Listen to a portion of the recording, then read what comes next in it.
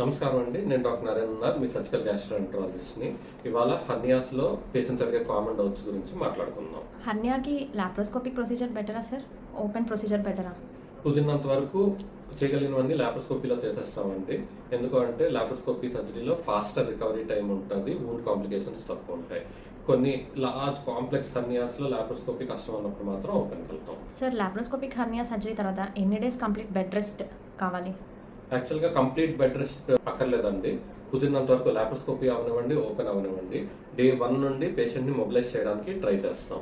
కొంచెం నొప్పి ఉండొచ్చు, బట్ అడిక్వేట్ పెయిన్ కిల్లర్స్ ఇచ్చి డే 1 నుండి మొబిలైజ్ చేయడానికి ఎంకరేజ్ చేస్తాం. సార్ హెర్నియా సర్జరీ తర్వాత రికవరీ పీరియడ్ ఎంత టైం పడుతుంది? లాప్రోస్కోపీ హెర్నియా సర్జరీ చేశాక usually by day 3 day to day activities resume చేసుకోవచ్చండి. బై 1 వీక్ ఇంటి బయటకు కూడా వెళ్ళడానికి, వాకింగ్ అవి చేసుకోవడానికి అవకాశం ఉంటుంది. ఒకవేళ ఓపెన్ సర్జరీ చేస్తే కనుక ఆ రికవరీ పీరియడ్ కొంచెం టైం పట్టొచ్చు. ఒక 3-4 డేస్ ఎక్స్ట్రా పట్టొచ్చు. జిమ్కి ఎప్పటి నుంచి వెళ్ళొచ్చు సార్? జిమ్ యూజువల్గా ఫస్ట్ మంత్ అవాయిడ్ చేయమంటామండి. రెగ్యులర్ వాకింగ్ కానీ, స్టేర్స్ క్లైంబింగ్ కానీ ఇవి చేసుకోవచ్చు.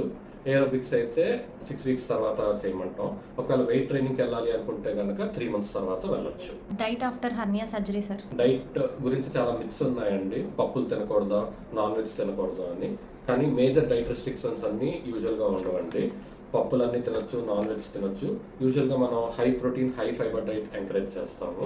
High protein diet muscle strength improve చేసుకోవడానికి, పేషెంట్ కాన్స్టిపేషన్ అది లేకుండా ఉండడానికి హై ఫైబర్ డైట్ తీసుకోవాలి.